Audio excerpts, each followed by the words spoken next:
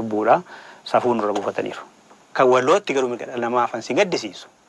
Burraayyuun hin beeku yoo biyya Filisteemii fi Israa'el jidduutti gurgodhan malee dhiitichaa mirga dhala namaa kan burraayyuu jiru si jibbisiisa. Mee buufata poolisii keessaa kaana. Unuun reebiin malee unuun hin jedhin malee kan godhamu ni agartanii dhageessa. Ji'a lamaaf gara guyyaa 12 akkas turre jetti.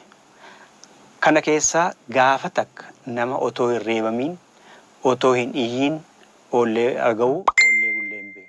Ani hojiin poolisii saayinsiidhaan itti fakkaataa ture. Ammayyuu saayinsiidhaan yaada ka burraayyuu sanarraa kan hafe. Jechuun saayinsii ogummaa ittiin teeknika ittiin odeeffannoo guurrattu qabda. Inni achitti hojjetu. Teeknikicha isaan leenjifamaniitu nama caccabsuudha ta'e hin beeku. Nama daaku qaamni namaa hin caccabaa, hin dhiigaa, hin waraanama. Fakkeenya kaasuu hin danda'a. Nama biiroo daldala Oromiyaa irraatii qabame hirkoo jedhamu ammallee gadda kana hiikaniiru. Saanjaadhaan saanjaa kilaashiitiin as waraanameera, asirra waraanameera, kun isaa waraanameera, iddoo ishee waraananiiru.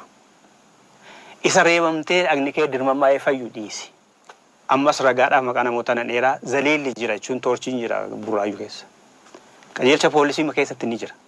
Namoota toorchii ta'an kaasuudhaaf kan amma 6 kiiloo hidhamee jiru hojjetaa baankii daldala Itoophiyaa kan naannoo biyya Guraagee magaalaa Walqixxeetii GPS'dhaan qabanii fidan maqaan isaa Soolan Haayilee jedhamu. Kan inni olii hidhamneerra dukkana keessatti isatu nutti hime. Harkasaa miillasaa walitti hidhanii 8 hidhanii gombisanii miillasaa jala reebanii tatarsa'ee deddeebisaniitu kan akkasuma godhanii jedhe. Namoota adda addaati Oromiyaa irraa Sadaamaa irraa dhufaniitu jedhan. Ta'ee harkisaa hidhamee iddoo tokkotti hidhamneerra burraayyuu keessatti. Isatu himata. Maal jedhaa? Erga na reebanii dadhabee booda irra jireessa sammuu reebbichaa isaanii dayyuu immoo kan na miidhe jedha. Yoggaa si gombisan miini garaa kee gadi gombifamee dhufee kana si godha.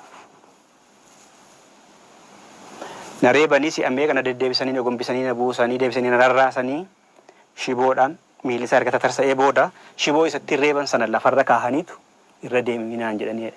Yeroo sana shiboon suni elektirikii dabarsa miti shookii godha. Qaamni namaas elektiroonii qaba. Kanaaf hoggaa waltugu as keessaati jedhe hoggaan sarara deemu qaama mataarraa hanga qeensa kiyyaatti sitettatti jinaan jedheedha. Aanan arge immoo isarratti yoo wita midhaan waliin nyaannu danda'ee afaaniin banatu ture. Nyaata guddaa afaaniin kaa'atu. Ergasiiti shiboo sana argana deemsanii akkasna ta'ee jedha. Nama kabiraa immoo achuma qajeelcha poolisii keessatti kan gombisamee akkammaa kana ta'e nama Lataa Wiirtuu jedhamu.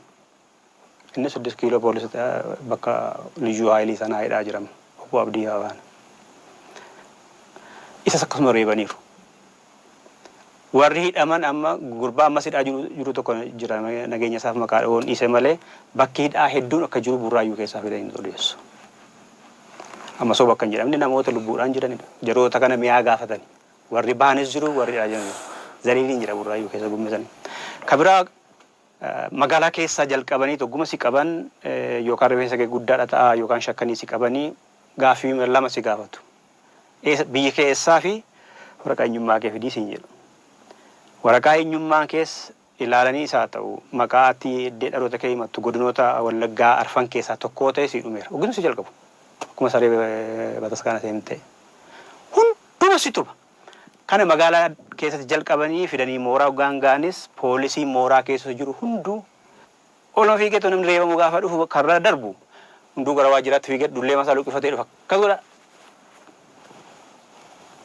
Namni dhaabatee si ilaalu hin jiru. Kan hin agarree shamarran nama reebduun agarra jette. Malee ka dhiiraa ilma situ kan gaafa sana qe'ee keessa jiru. Eeboo dhifteef adabamta ta'ee hin beeku.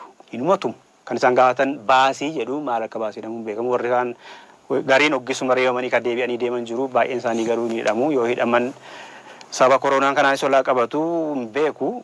Kan himannaa tutti hin banamiin ji'a 2 ji'a 1 ta'anii gadhiifamanis jiru. Gariin ammayyoonaa kan jiranis jiru. Gariin erga nuti baanee kan baanis ni jiru. Ji'a 3faatti akkas ta'anis kan bakka biraatti geeffamanii hidhaman hin jiru. Fakkeenyaaf akka waaqumaa jedhamu mucaa gincii tokko ji'a lama erga fixee booda fuudhanii deemani. Amma 6 kiiloo jiraachaa dhagaa ugaan dhaga'u. Ijoollee hamboo tokko 3 ta'aniitu piyaasaatti qabaman jedhanii maqaan isaa Qabsoo Durumaa jedhama tokko eenyu Tasfaayeeti Abdii Tasfaayee ka jedhanii tokko namni tokko jira. Ashuu namni. Ashuu tannaa amma Abdii Qabsoo fi Abdii sana walitti hidhanii turani kan isaan torbee tokko ol rakkataa turan hidhaadhaan. Hidhuun jira nama. Manee mucayyoo tokko dheengan dhuma kana maqaan ishee Boontuu Dhugumaa jedhamti. Mucaa magaalaa Dambidolloo gandaa 05tti dhalatte. Mucaan Direejiidha. Achi keessatti waggaa deessan waggaa 15 jedhu isheen 17 naan jetteetti. Waggaa 17dha. Gaafa isheen qabamtee dhufte waanuma jeneraala wayii ammas qabame fakkaataa taguuganii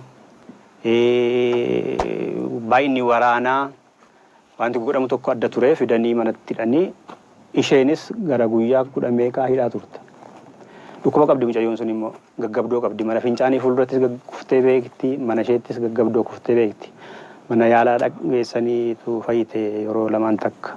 Amma isheenis hidda jirtu hin beekan. Baasaniiru jedhan achirraati. Rifeensa guddifachuun sireebsisaa. Bakki dhalootaa sireebsisaa. Qoggaa sireebanii bakka dhalootaa si waamanii ilaalaniitudha. Fi shanee maal jedhanii nama reebu malee reebbichaan akka ajaa'ibaatti jira. Akka dhuunfa garaatti hidhamtootaan wal qabatee haalli dura ture ammas hin fooyyofne jechuudha. Ani si gaddisiisu ani amma Itoophiyaa reediyoo televezyiinii bara mootummaa Yaadigii kana hojjedheera. Miliqeenuu ba'e hidhaa dhugaan biyyaa ba'e jechuudha. Shifarraa fi dhaaba isaan dhugaa hidhaman. Kan yeroo sana hin hidhamne man hidhame. Badii tokko malee mana murtiinnis bilisa nu baase. Badii malee poolis dhaabaan nu kaa'e. Waajjirri poolisii. Poolisiin ani hin beeku jedha. Isin adaraadha jirtuun imaanaa nu bira kaa'anii jedha. Imaanaa sana abbaa ka'ee hin beekamu. Kanaaf qabinsi kun ani akka kootti isa duraallee hin beeku akkan dhaga'utti garuu fooyya'ina hin qabaatu. Qabinsi mirga dhala namaa baay'ee rakkisaa ture. Nama galaanuu fiduun doorsisuu gariimoon ifatanii deebisuu otoo nu argiin nama nu dubbisiisanii galaa fidame gaafii immoo haalaa dhaabbatanii nutti kennanii adeemu gaanni koroonaaf ta'uu ni mala. Otoo koronaan galiin iyyuu asirratti gaafa qabamne gara guyyaa 10f kan ta'u kan torbee tokkoof dukkana keessa turre. Balballi nu jalaan banamu. Ganama sa'aatii 6tti galgala sa'aatii 6tti 12 jechuudha. Mana fincaanii si geessanii qawweedhaan si dheegaa si deebisu sababa cufanii keessa oolta. Kana ture. Tole gara keettanii deebi'aati. Egaa hidhamtoonni siyaasaa hedduun akka manneen hidhaa keessatti rakkoolee garaagaraatiif saaxilamaa jiran gama miidiyaatiinis kallattii garaagaraatiin irra deddeebiidhaan inni himamaa jaarmiyaaleen siyaasaas irra deddeebiin ibsa baasaa turaniiru. Kanneen akka obbo Abdii Raggaasaa fa'aa ammas hidhaa jiru. Namoonni biroonis godina Oromiyaa hundarraa jechuun bifa danda'amuun bilbiluudhaan yeroo baay'ee miidiyaa keenyatti hidhamaa jirra, dararamaa jirra. Sababa ilaalcha siyaasaatiin jechuudhaanis komiin hawaasni iddoo garaagaraatii dhiheessuu ni jira. Mee haalli hidhamtoonni siyaasaa keessumaa kanneen akka obbo Abdii Raggaasaa fa'aa keessa jiran maal fakkaata? Maal quba qabdu? Achittoo maal argitan? Fayyaa ta'e gama sanatti dhaquu fi dura nuti buraayyuudhaaf fuudhamnee anaa fi jaalamaan filechaadha. Buraayyuuti gaafa kaampiitti nu dhoskan sana jimaataa gaafa guyyaan hojiin hin jirre sanbataaf dilbata sana achuma nu oolchanii wiixata immoo anaa fi jaalamaan Boorana Yaaballootti nu geessani. Boorana Yaaballootti kan nu geessaniif ani maaliif akka na geessan hin beeku. Almost qoodinsi hojiinaaf kennamillee gama sana miti abbummaadhaan yeroo kaanis achiyyuu deemeen beeku. Boorana yogguu seennu jaalamaaniin immediately eeganii gaafatani.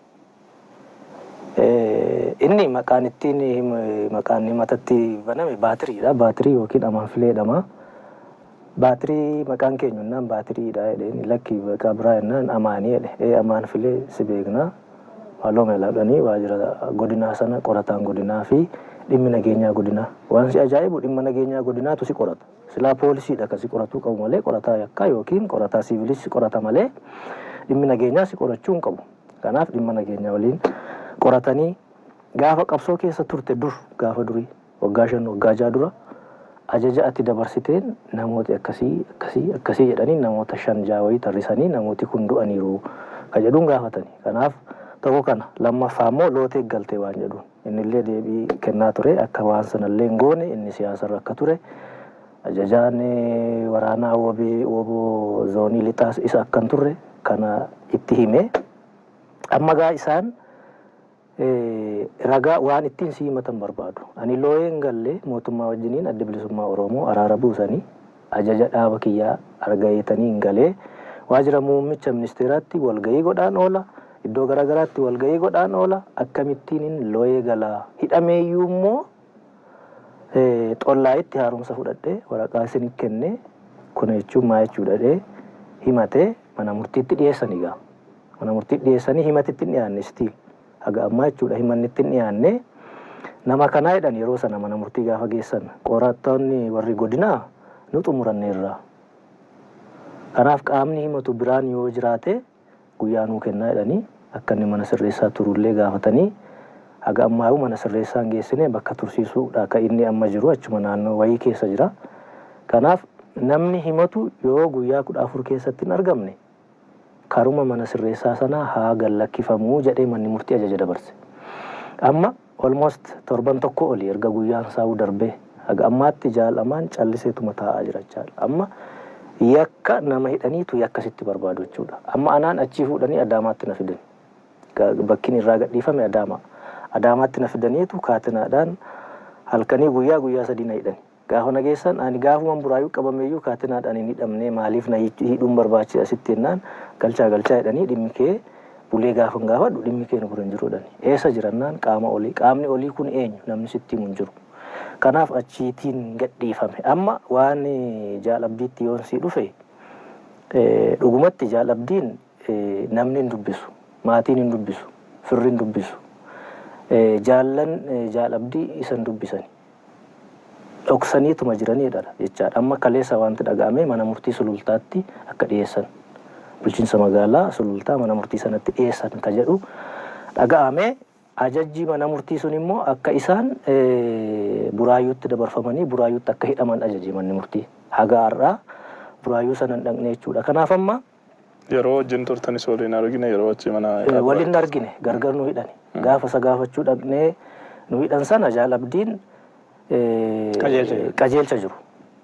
Bakka garagaraa turre jechaadha. Achi baasanii mana murtii buraayyuutti kan himatamaa turan. Yeroo sana waan shakkii ajjechaa Komishinar Taaddasee itti shakkamanii Solomoon Taaddasee waan akkasii kana waan hin jirre haasa'u beekta.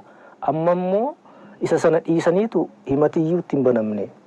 Akkasumatti mana murtiitti naannessaa jiru jechaadha. Isa waan waliin kan waan akka dokumentarii kan gidduu kana OBN irratti deemaa jiru irrattis waan wal fakkaatu namoonni yeroo haasa'an dhageenye. San keessaa hin jiranidha. Amma achitti isaan waliin nu gaafachaa akka turan ijoolleen. Nu gaafachaa kan turan jechaadha. Amma Boonsaa Haayiluu mucaan yeroo darbe booleetti du'e Baqqalaa Baddiraa namni jedhamu nu gaafachuu dhufaniitu nu gaafatanii ba'anii isaan waajjira poolisii aanaa tokkoffaatti gaafachuu dhaqaniitu achitti qabamani. Mana waajjira poolisii Addis Ababa Komishin jedhamu kana kan Finfinnee achi geessanii achirraa deebisanii achitti tumanii gaafa fidan immoo harka walitti hidhanii fidan. Ijoolleen kun harka walitti hidhaniiti torban 2 ta'an waajjira poolisii. Agoobara seeraa jira. Namni seeraan to'atame tokko mirgisaa eegamee fi waan yakka qabaate gaafatamuu danda'a. Garuu isaan nama hiraarsanii nama tumanii ijoollee sana tumaa turan. Mucaan amma